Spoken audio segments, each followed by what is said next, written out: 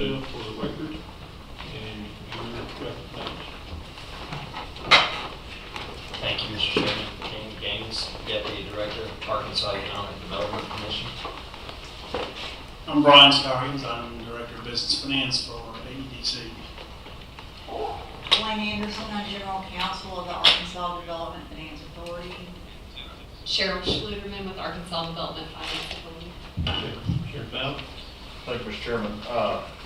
And I guess the first few are probably for AEDC, but anybody that it relates to. First of all, it's my understanding that there are no other incentives by way of tax credits and that type of thing that are a part of this deal. This is the deal, and there's not any additional concessions or incentives by the state that are being offered to Lockheed Martin. Is that correct? Yes, sir, that's correct. When it talks about the additional facility,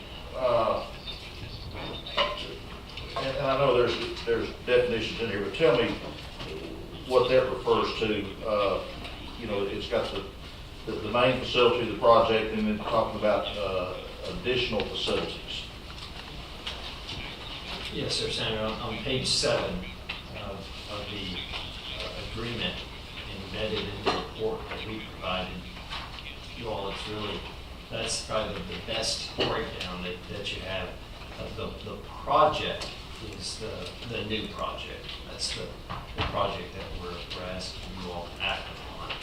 The additional employment, that actually refers to the missile fire control. It's already established there. And then, of course, there's the compensation piece. So the project is the new, the additional is the existing. And they can make some renovations to that with some of the bond money. As long as they've got additional employment that's coming in along with those existing facilities, that's the key to it, is that you can't just use the funds to spruce up what you're doing right now. As long as you have additional employment coming in associated with those facilities, then yes. All right, let's talk about additional employment. Now, the additional employment can be not only Lockheed Martin employees, but also contract or even some of the related businesses that are direct suppliers. Is that correct? We called it integral component suppliers. The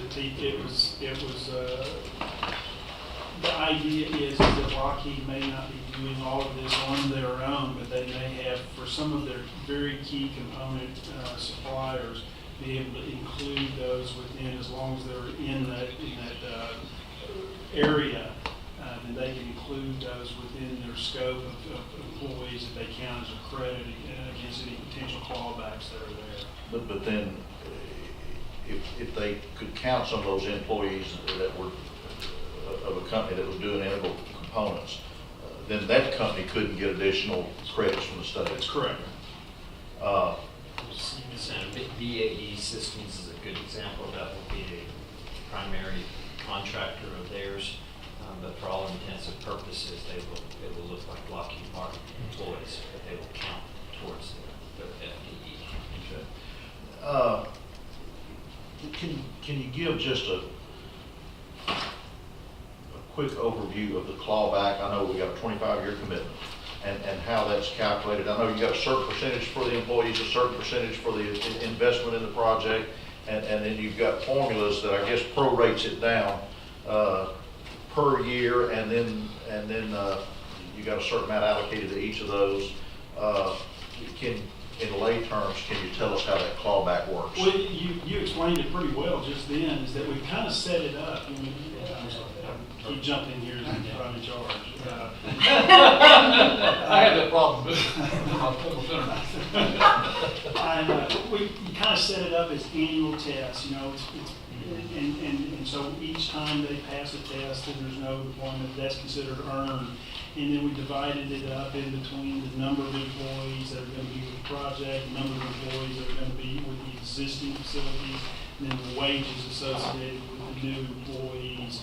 And so we didn't actually put any kind of a clawback term in as far as the investment is concerned, because quite honestly, the investment was not the key central issue like it was on the previous deal.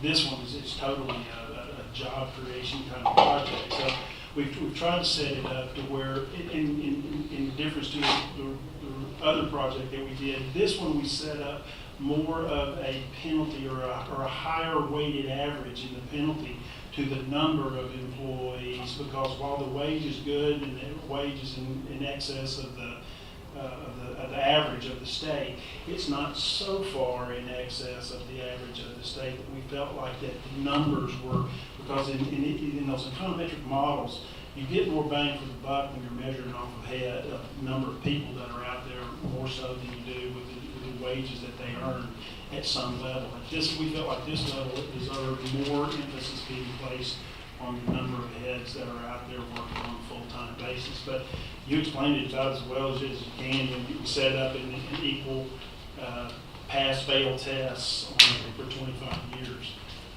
Now, and I have know some people that are in Camden that are on that Washita Partnership for Economic Development Board, and I know they basically have $1 million commitment.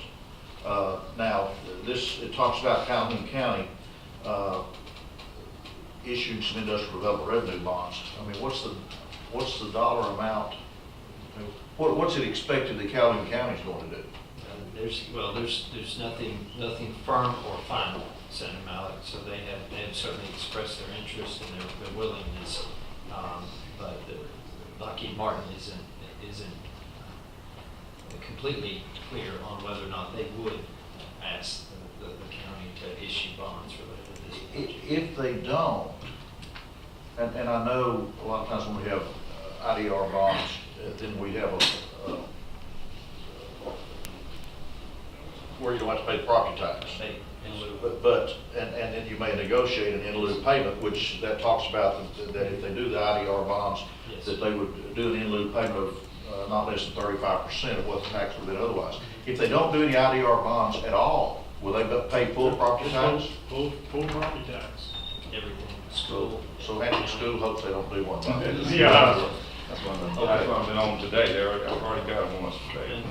And I would say at this point, there's no firm commitment, there's no firm resolution. It would be up to the county judge and quorum court. And, but there is a possibility that they're paying full property taxes. I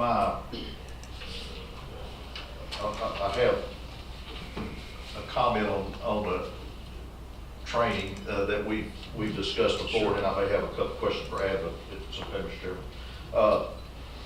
We've had discussions on the training dollars that are allocated for SAU Tech, and basically have agreed that that's kind of the bare bones for the Lockheed Martin training. Some of us have expressed concerns that if SAU Tech, I mean, this is for some building and equipment, but it's not actually for the training itself. Particularly if we generate related businesses as we hope to generate, that we may need some more training dollars. We know it's not a part of this, but I'm really, I guess, just getting that on the record that we've had that discussion, and with SAU Tech only being funded at 61% of need according to formula, that at some point, if this thing is awarded and we get related industries, that we may need some more training dollars from somewhere. We know it's not part of this bond issue. Well, I would add, Senator Malik, that as a part of the 83 million, one of the eligible costs is training.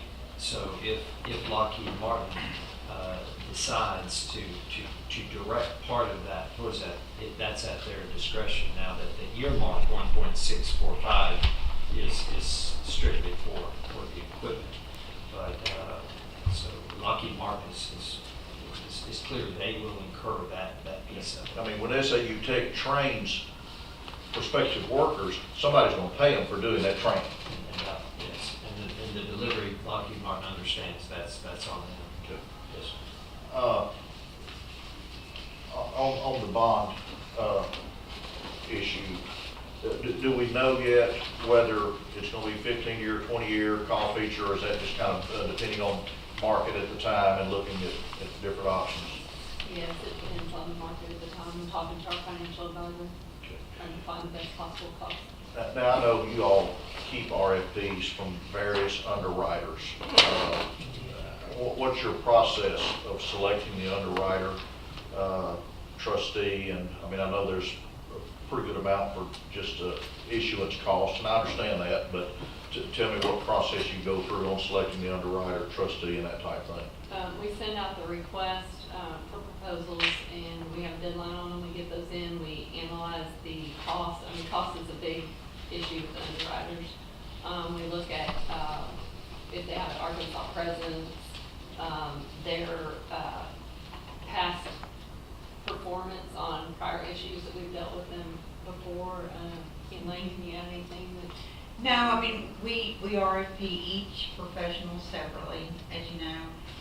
So we'll look at the underwriter and what their spread and yield would be competitively. We'll look at the bond counsel, that's subject to successful fee negotiation with them.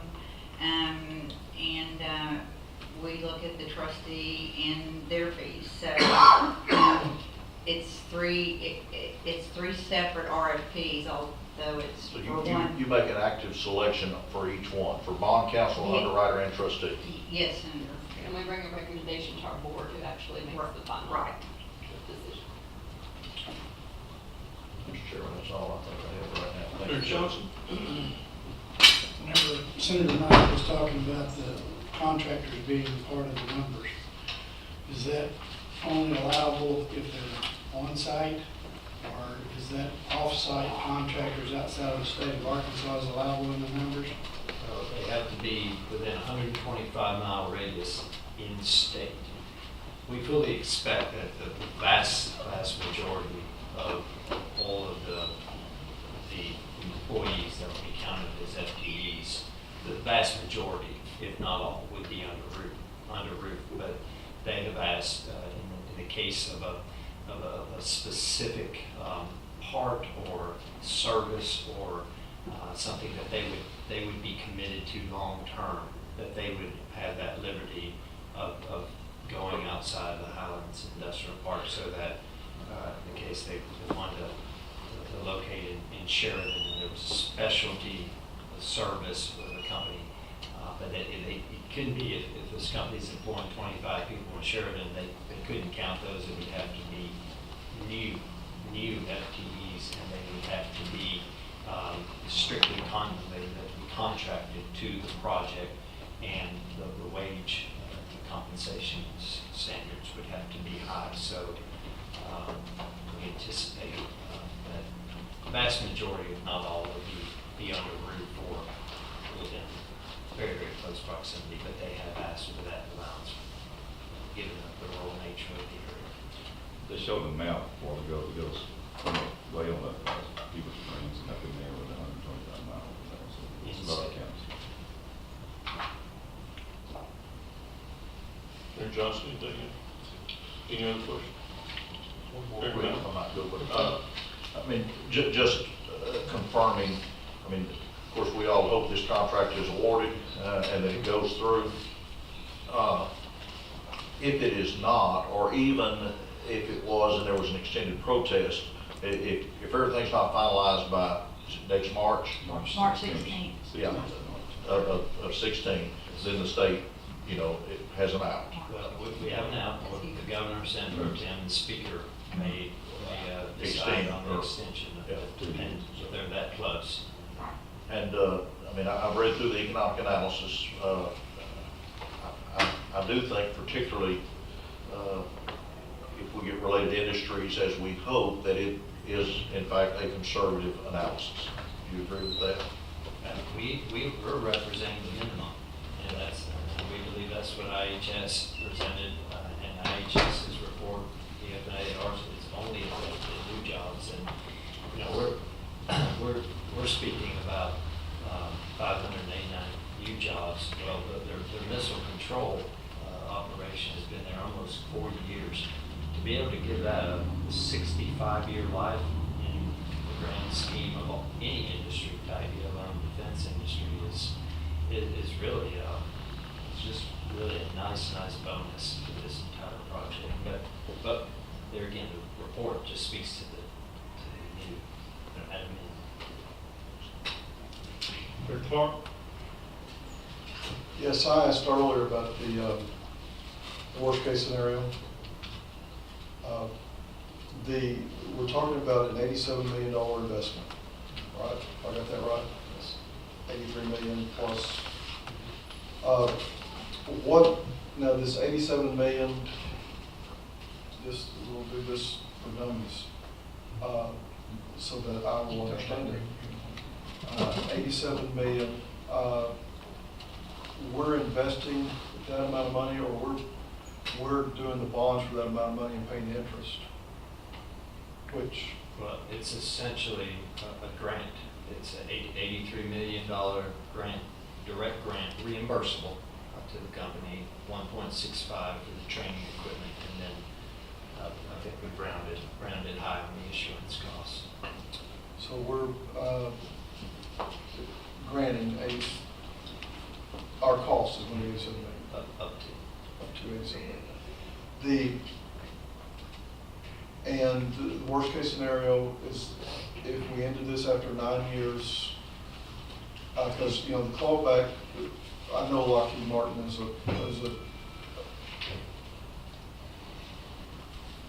probably a great investment if I was trying to buy something. But, so were some other companies that no longer exist. So worst case scenario, we have no more wars. We have no, yeah, well, you have to look at the industry that we're looking at losing $87 million. No, so I'll give you a worst case scenario. Okay. If after 5 years, the Department of Defense says we're no longer buying JLTVs, there's a rate of 20 years recovery that's applied if they don't. If there's someone to recover from. Lockheed Martin's been. Well, no, again, but I'm still playing worst case scenario. Yes. I know they're a solid company. I'm not. Yes. I want to be able to say, here's what we're looking at possibly happening. Here's the very worst. If the bottom fell out, if everything that we analyzed this on went wrong.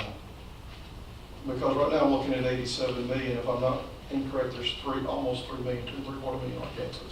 So we're talking about, and sometimes I do get my math wrong. We're looking at, is that $3 per Arkansas? $30 per Arkansas. 3 million times $30. So we're looking at an investment of $30 per Arkansas. If a third of us are workers, which is what the national average is, then we're looking at, $90 investment per. So our worst case scenario, if we lost everything, is $30 per person in Arkansas or $90 per worker in Arkansas. Are there anything in the calculations on the other side of this that considers the raise in salaries in the area and indeed the whole state because of increased competition for employees? Is there anything in the calculation that tells us that benefit? In terms of You put 500 jobs. Yeah, you put 500 jobs, more jobs in that area. Everybody, it's going to affect in Hot Springs. It's going to affect me. There's going to be, as an employer, there are going to be people headed that direction for jobs, and I will be wages will be raised. Is there any? Yes, sir. I mean, we use an in-plan model. I think DFNA they use. I'm not sure what Dr. Shelley uses. I think IHS uses a similar in-plan model as well. So they all take into account reduced employment and certain multipliers. So that's already been considered. Yes, based on the And property values. represented. Yeah, property values, sales taxes. Well, I think to Brian's point earlier, you could have maybe fewer jobs, higher salaries, but we know a certain amount of that is going to go into investments. The more jobs you have, the more people you have spending more money, buying more homes, buying more household items, cars, trucks. So if we do this, are we doing something that, just take the 7 states around us that touch our borders, contiguous states, are we doing something they don't do? In terms of, from an incentive From standpoint? an incentive standpoint? Yes, so we've been asked, what are the other states doing?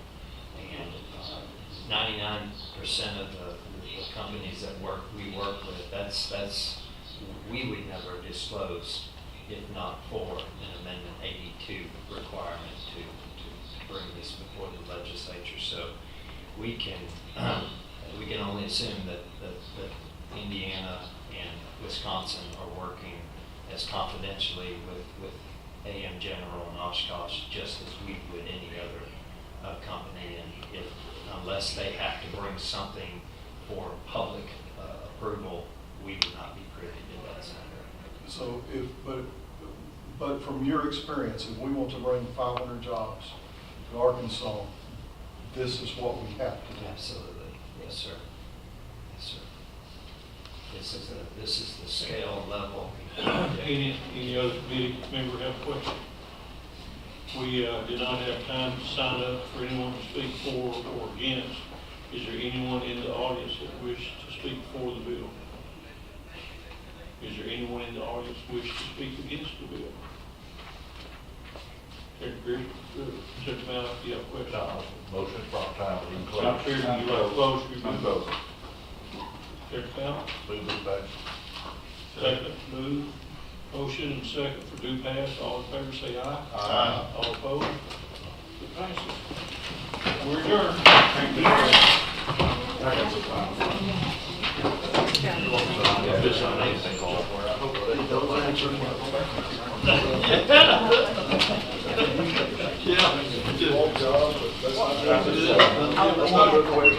Sure, in case you have bond questions. Are you going up? Are you going up? Are you going up? Sure, I'm about to.